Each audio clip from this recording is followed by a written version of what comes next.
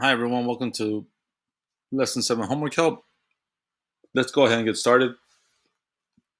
Number 1, if the product of two one-digit whole numbers is 35, what is the sum of the same two numbers? So what we're looking for here is specifically at the factors of 35, which are 1 and 35 and then 7 and 5.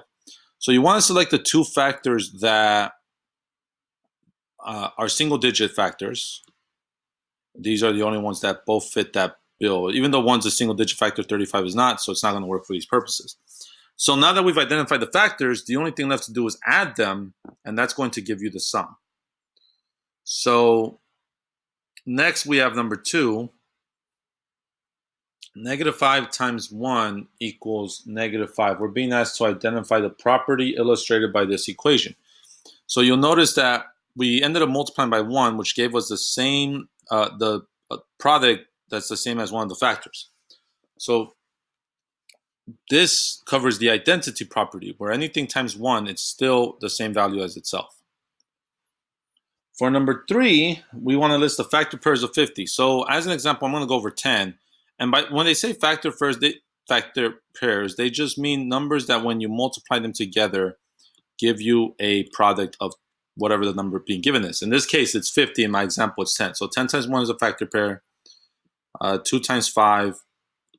2 and 5 are another set of factor pairs. So those would be the two factor pairs for 10. So to find them for 50, you just find all the numbers that, when you multiply them together, give you 50. For number 4, use digits and symbols to write 2 minus 5 equals -3. So obviously minus means that we're going to be subtracting here. And you just write in the order given to you. 2 minus 5 equals -3. For number 5, we're being asked to write 90 million using digits. So since it's million, we have to add 6 sets of zeros after the 90. And so the 90 will go in, the 9 goes in the 10 millionths place. The 0 for 90 goes in the 1 millionths place. And then from there, you just fill out the rest. Since no other numbers were given, the rest of the numbers are 0. For number 6, we have to list the single digit factors of 924. So all the single digits are 1, 2, 3, 4, 5, 6, 7, 8, and 9. So we can use our divisibility rules to find which of these are factors of 924. Now, the first one, I'm going to check for 3. So 9 plus 2 is 11. 11 plus 4 is 15. And 15 can be divided by 3. So 3 is definitely 1. As well as 2 and 1, because 2 since it ends in an even number, and 1 because every number has a factor of 1. And then I'll check 9 for y'all. 9 plus 2 is 11. 11 plus 4 is 15. 15 cannot be divided evenly by 9. So we can cross out 9 pretty safely.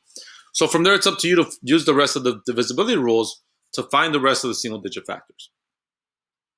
For number 7, we're being asked to list these in order from least to greatest. And again, we can use 0 kind of as our benchmark point. And then we're going to have all the negative numbers on this side. So -10, -7, and -2. We're going to have 3 negative numbers on this side, on the left. And then on the right, we have all the positive numbers, which in this case are just 5 and 8. So you're going to want to keep in mind that the further to the left you go from 0, the larger absolute value of the number should be. So the least number here is actually -10, not -2. And then from there, it descends until you get closer to 0. And then from here, it ascends upwards. For number 8, we are being asked to use words to describe the sequence, then find the next 3 numbers. So I'll help you set up the sequence. You'll notice that these are actually all just perfect squares on the multiplication table. So 7 squared, 8 squared, 9 squared, and 10 squared. So the pattern is just we're squaring every counting number. And the next set of counting numbers after 10, well, obviously we have 11, and then 12, and then 13. And make sure that you square all of those to find the next set. For number 9, Megan dug holes in the ground to hold the posts upright. So we have the post here. And then she attached rails to connect the posts. So we have the rails running horizontally. Which fence parts were vertical, the posts or the rails? So you want to select the fence parts that ran up, down. So remember that vertical is straight up and down. And from there, just identify that it was the posts that are vertical instead of the rails. For number 10, for A, we're being asked to list the common factors of 24 and 38. So the first thing we need to do is that we actually need to list all the factors of these numbers. So we have 1, 2, 3, 4, 6, 8, 12, and 24. So from there, all we have to do is now find the list of pairs for the list of factors for 32. So it's 1 and then it's 32. And then find the rest of them that are in between. Once you've done that, you can identify all the common factors. So I can already tell you off the bat that 1 is going to be a common factor. Obviously 32 is not. And then once you have all of those, your greatest common factor is just going to be the greatest number that they have in common as a factor. For number 11, we started off with 3 degrees Fahrenheit. And then as the day progressed, at noon it was 3 degrees. At 5 o'clock it was -4 degrees. And it's asking us if the temperature rose or fell and by how many degrees. So we started at 3, went all the way to -4. And this would indicate that the temperature fell. But then by how many degrees? So it's very easy to just take the two numbers and say, well, they fell by 1 degree or by -1 degrees. You want to count how many essentially spaces you went backwards. So this is the counting that you want to be doing to find out by how many degrees the temperature fell, with your starting point being 3 and your end point being -4. For number 12, we're asking to find the value of each variable. So the first thing you want to do is you want to resolve the 6 times 6, which is 36z is equal to 1,224. Once you do that, identify the operation that we're using, in this case, multiplication. Apply the inverse operation, which is division, and we're going to divide both sides by 36. For 13, we have $100 minus k equals $17.54. To find your solution, we, instead of using the inverse property because the subtrahend is the variable, we use our trick where we just switch the subtrahend and the difference. And then from there, it's going to be 100 minus 1754. For number 14, since the minuend is a variable, we can use inverse operations, which in this instance would be addition. Since the operation being used is subtraction, we add the subtrahend of both sides, which is 98. So 432 plus 98 will give you your answer. For number 15, we have 20 times some amount x equals $36. Again, we're going to use inverse operations. Since 20 is being multiplied by x, we just divide both sides by 20. And then the quotient will be the result of 36 divided by 20. And you will have a decimal and you will have a dollar sign. 16, since we're dividing the numerator and 20, or in this case the dividend and the divisor, and the dividend is the variable, to solve we just use inverse operations, as opposed to the next problem where we're going to use our switcheroo. So we multiply both sides by 20, and that's going to eliminate, and then we just simplify. And yes, that's 20, not 24, some other number. 17, we are just going to again use our switcheroo since our divisor is, since the variable is the divisor. So we just flip x and 30, so it'll be 300 divided by 30. For 18, the question is asking us, can we divide 4,554 by 9? And then it's asking you to figure out how to do so without dividing. We use our divisibility rules. So we just add up all the digits, and if the sum of those digits can be divisible by 9, then the original number can also be divided by 9. So just add the digits. Can that number be divided by 9? Yes. Then yes. No. Then no.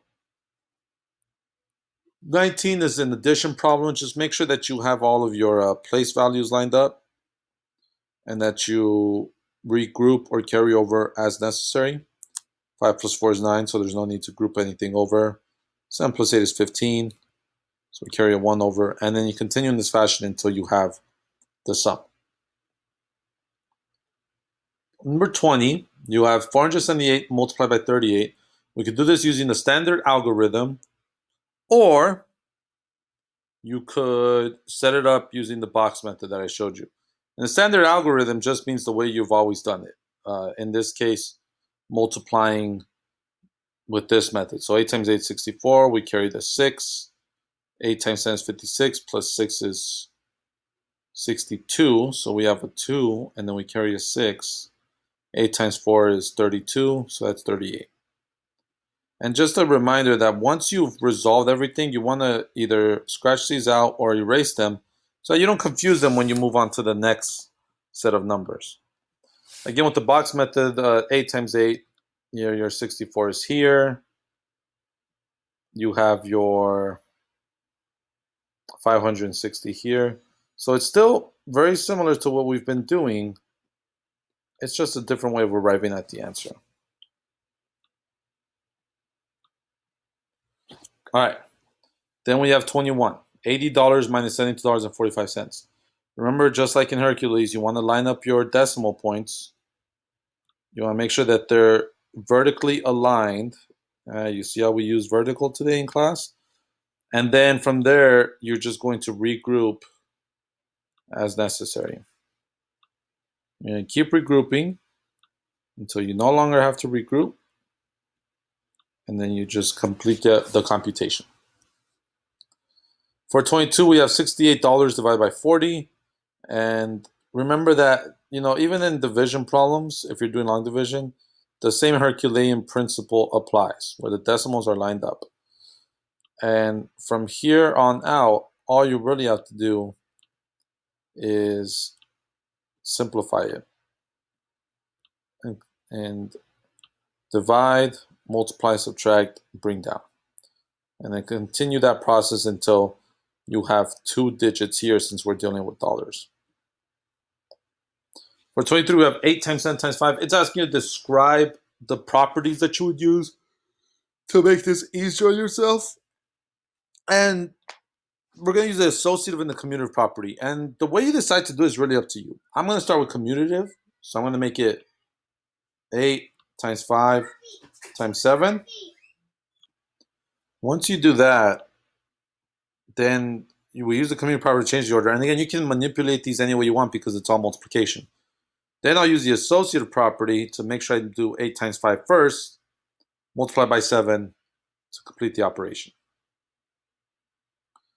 So for 24, it looks really involved, but it's not too difficult. We're just being asked to use the proper comparison symbol, greater than, less than, or equal to. The order here does matter because it's division. So you want to do 200 divided by 10 first, which is 20. And I did that because I could just eliminate the zeros. And then 20 divided by 1 is just 20. So then you could just do 4,000 divided by 20, see what you get as the quotient. Here, we're actually going to work backwards. Or the other way, we're going to do 4,000 divided by 200 first. Again, I can eliminate the zeros. So it's 40 divided by 2, which is 20. And after you've done that, it's 20 divided by 10. So make sure you simplify and complete your computations correctly. After you've done so, you can compare whether the left side is greater than, less than, or equal to the right side. For 25, we're being asked to evaluate using variable values given to us. We want to evaluate each expression for when A is 200 and B is 400. So for A, it's just A multiplied by B. Remember that when variables are next to each other, it signifies multiplication.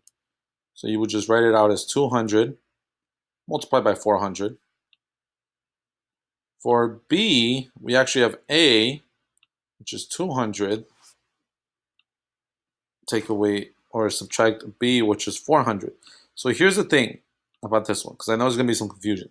Recall that when you have a subtraction problem where the subtrahend is bigger than the minuend, you want to subtract them like you normally would, which means the bigger number going on top. But since the subtrahend is bigger than the minuend, when you have your answer is actually going to be negative. Something you want to keep in mind. And then for C, B is the numerator or the dividend. So that's 400 divided by A, the denominator, which is 200. And it's up to you to simplify that. For 26, we are being asked to which figure is an acute and which figure is a straight angle.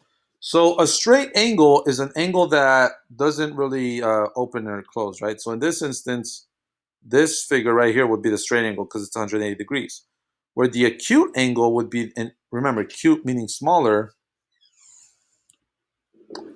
a small angle would be this one right here. The question comes down to how do I name these things?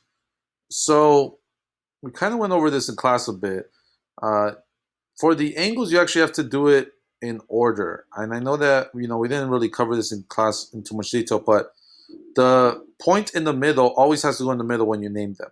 The other two are actually, for the most part, interchangeable. You could say AMC or CMA, and it would still be the same angle. And then for the acute angle, again, because that end point is at M, that has to go in the middle.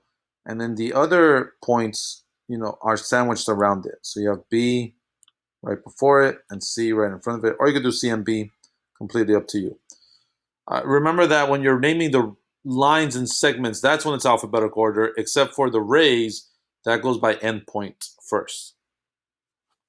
27, what type of angle is formed by perpendicular lines? So we have perpendicular lines, and they give us that perfect square here. So, we went over this in class, that it's a 90-degree angle. And since it's 90 degrees, it carries a special name, which you should have in your notes. For 28 and 29, if it's asking us for 28 to name 3 segments in this figure. So you want to name 3 parts of the line here. So you could have X to Y. That's definitely one segment. You could have Y to Z. That's another segment. And then for your final segment, you could even have X all the way to Z. Or Z all the way to X. However you decide to order them is completely up to you. So those are 3 segments. Again, 3 segments. A segment is a portion of a line. X and Y, all from X to Y is a segment because it's not the entire line. If you know that X, Y, Z, and Y, Z, how would you find X, Z? So, let's see, does this work? Trying to erase the highlighter. Well, it worked. It erased everything. Okay. So, for this, if you know the measure of X to Y, and you know the measure of Y to Z, how would you find the measure of X to Z? It's actually pretty simple. You just put them together, but when you put them together, you're performing a very specific operation, which is addition. So whatever the amount of XYZ is, let's say it was 9 plus 6, that would give you a total of 15, as an example. But the way you'll find it is by combining X, Y, and YZ through addition. For number 30, we're being asked to sketch 2 intersecting planes, which, you all know me, I'm a fantastic artist. I am the Picasso of our time. And really all you're trying to do here is sketch 2 planes that intersect at a certain line. Doesn't have to be perfect. As long as they intersect, you have accomplished the job. So earlier, for your extra credit, earlier I said all the single digits, and then the song that popped in my head was all the single ladies, all the single ladies. So, if you could tell me the artist who sings the song All the Single Ladies, I will give you extra credit. All right? So, all the single ladies, all the single ladies. Some of you may not know that song because I'm pretty sure it came out before you were born. I'm going to be honest with you. there's a span of music from when I graduated high school, I believe, or when I was in the middle of high school to like 2012, I want to say, where it's all just kind of a blur. And it's just like music came out, and I don't know. Sometimes I think of songs from 2005, but really it's from 2009. So I put single days. That's not the lyric. It's single ladies. So whoever the artist that did the song, all the single ladies, put your hands up. You write that artist name on your homework, you will get extra credit. Thank you guys for stopping by for homework help. Hope you have a great day, and we'll see you later.